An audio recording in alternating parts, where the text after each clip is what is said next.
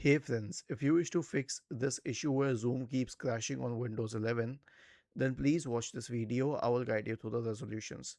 Here's what you have to do. First of all, search for Zoom in the Windows search bar. Click on uninstall in the right pane because it does not have any option to modify the settings, reset or repair the application.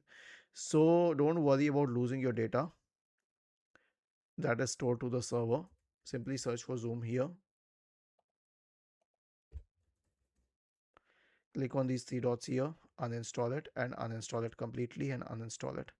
Now, after uninstalling it, search for store in the Windows search bar. Go to the Microsoft Store, search for Zoom here, go to Zoom Workplace, click on install. That's it. Was this helpful? If yes, then please subscribe to the channel. If not, then let us know in the comment section of the video on how we could help you further. Thank you for watching this video and have a nice day.